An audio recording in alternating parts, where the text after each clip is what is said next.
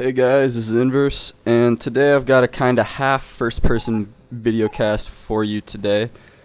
This is a game I played against Nystrom about a week and a half ago. I realized that ever since the replay system went live, I haven't really casted many of my games. I actually haven't casted any of my own games.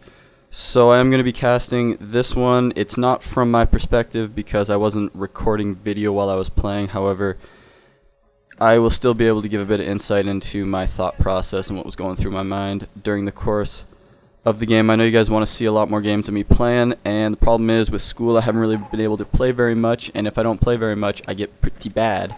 So when I play pretty bad, you guys don't want to watch me losing to terrible strategies. So I don't post those games. But before I get into the game right away, I do have a bit of housekeeping things to take care of. First of all, I'd like to bring attention. I'm sure most of you guys know about Harlequin Co-O's YouTube channel. If not, check him out. Harlequin Co-O.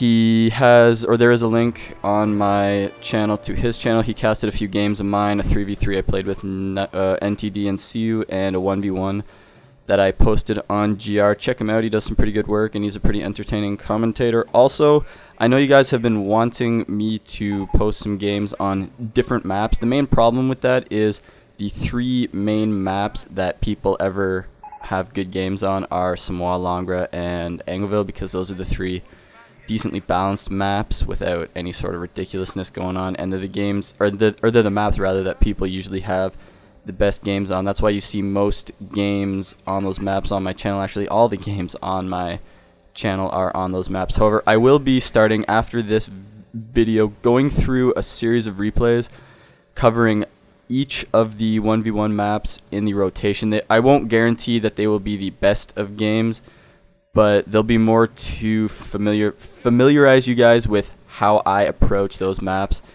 when I do in fact get them in auto match. And finally, I will be posting more first person videos. However, like I said, the entire schoolwork thing has made it a bit difficult for me to play, and when I don't play, it's kind of tough for me to record first person videos, so that's why you haven't seen any.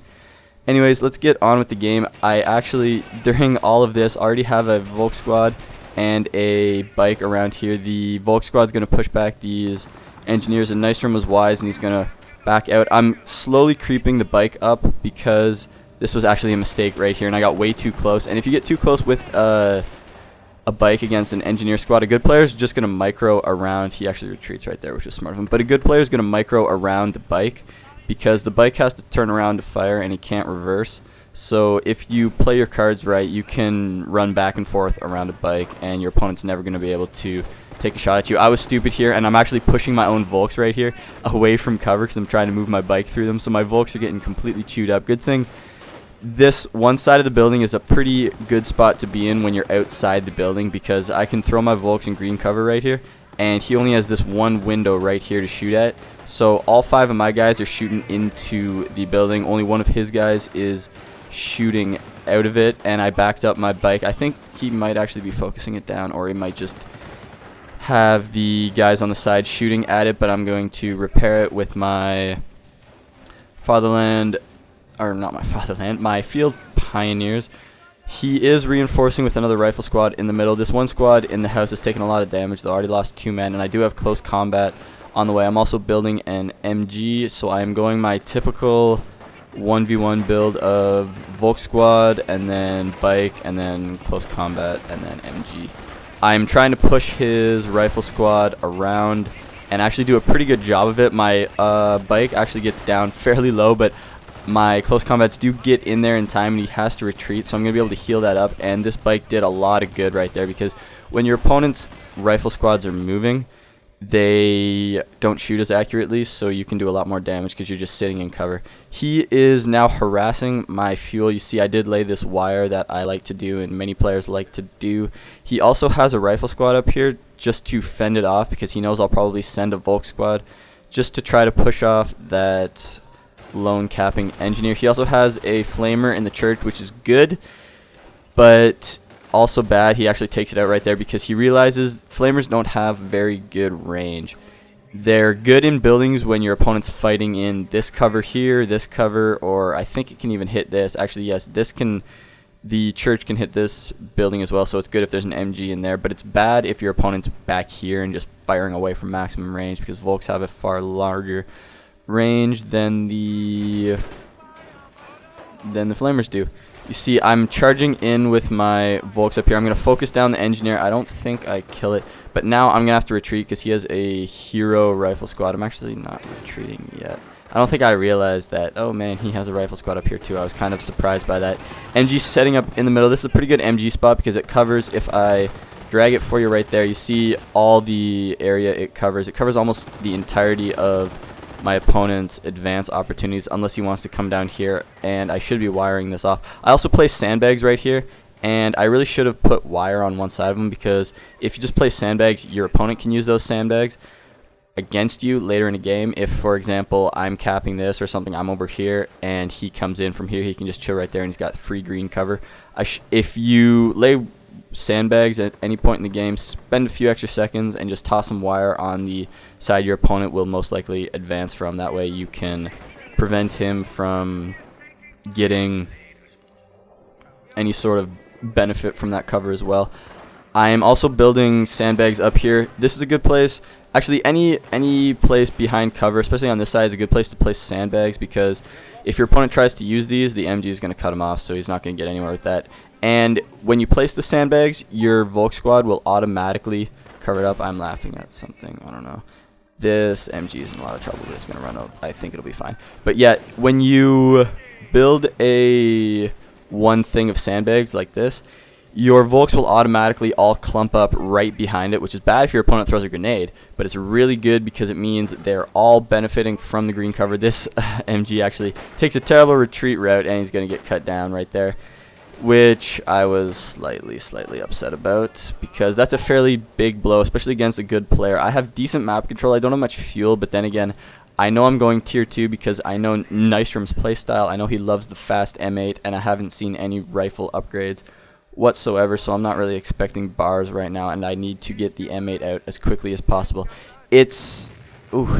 Mine goes off and kills 4 dudes. I think it actually, what did it kill? Because this guy, there's like 5 green things up there, but this squad's still at 2 men. I don't know, but he's going to try to push me off this again, and he's doing a very good job at it, so there's no way I'm going to be able to tech, which is why I feel it's interesting he's going for a fast M8. If he had gone bars, I think he would have just been able to push me completely off the field and win the game. But Nystrom's comfort zone is the fast M8, so that's what he's going to be sticking with.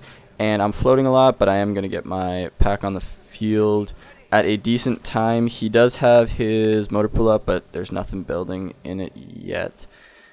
And I'm just trying to push him back in the middle. I know an M8's probably coming, so I'm frantically trying to get mines up. You see there's a mine right there. There's also a mine coming right there. And I also have no fuel whatsoever. So I am going to need to... I'm sending close combat team because I know they're going to be able to handle the 4-man squad and the Flamers. I'm actually going to focus down the Flamers first, which is very important because Flamers are expensive in terms of munitions and they're fairly fragile. So you always want to focus them down, especially because they usually have to charge because they need to get into close range in order to do any sort of damage. I'm also going to be getting my Comcraft Center up soon. I don't have it up yet, but I'm going to get it up probably once I have 2 Gren squads on the field and I feel I have decent map control. I'm capping with one of these Volk squads, and I'm also keeping close combats in support. I pulled them both off the point, and I'm going to focus down the Flamers right now, which is what I'm doing. He's going to have to retreat, and I think he does get out in time, but now I'm actually going to try to run down here and cut him off. He also retreats smartly with his other squad, but I'm not going to be able to do anything there. So I am going to be able to cap back my fuel finally, but it is almost 10 minutes in the game, and I haven't had that fuel for almost 3 minutes. And very important thing to note about getting tier 2 up, you really need to get tier 2 up a lot earlier in Company of Heroes Online relative to Company of Heroes Retail.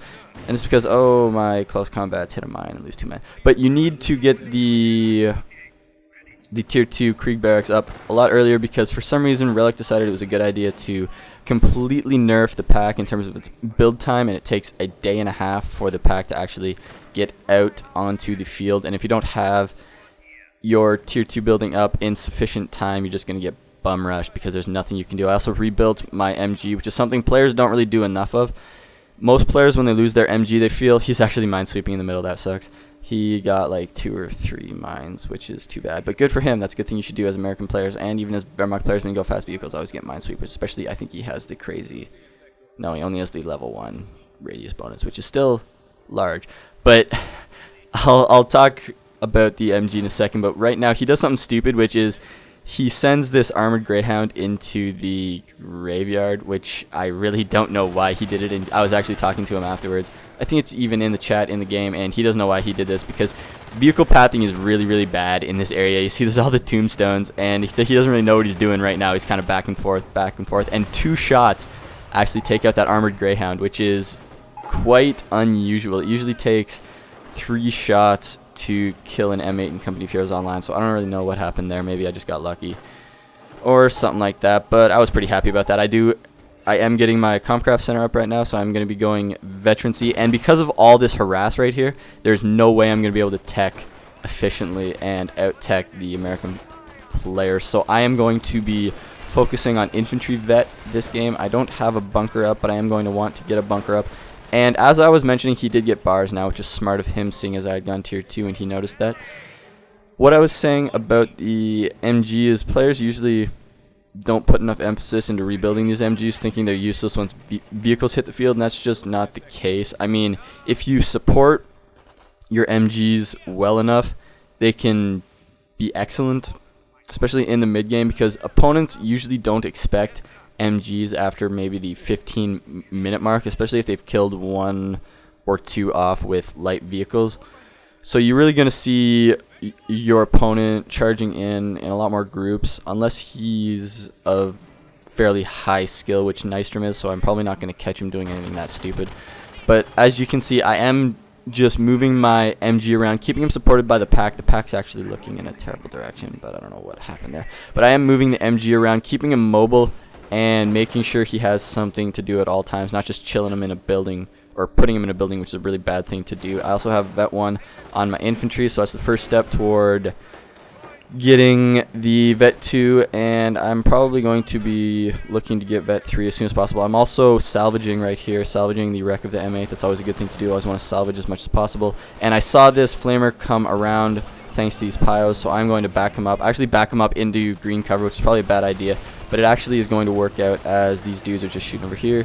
This guy, I'm going to retreat him, which I didn't really need to do because these pyos were really doing a number on the flamers flanking over there, and I was able to push him off.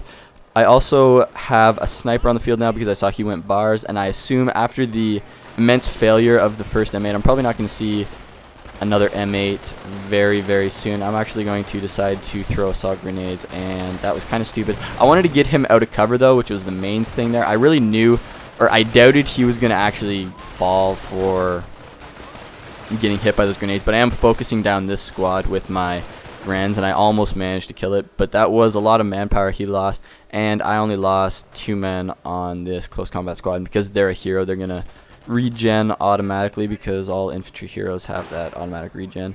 And I should really be placing some more mines in this area. You always want mines around where your snipers operate in case they get charged by a bike or a jeep, or your opponent just rushes you with infantry.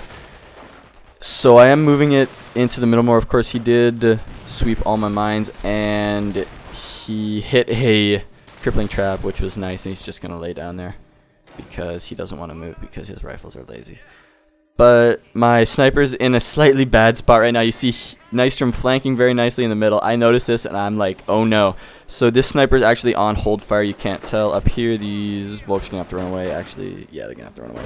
But this sniper's on hold fire right now, and I'm just frantically clicking over in this area, hoping he gets back in time, laying a crippling trap in the middle right there. I take 1 shot at the flamers just to weaken them. You always want to take shots at flamers during flanks because flamers do so much damage during flanks. He actually strafes and kills almost everything I own. He killed the crippling trap, or the field pyos. He killed my MG. He almost killed my Shrek squad. This pyo's gonna have to cancel this bunker.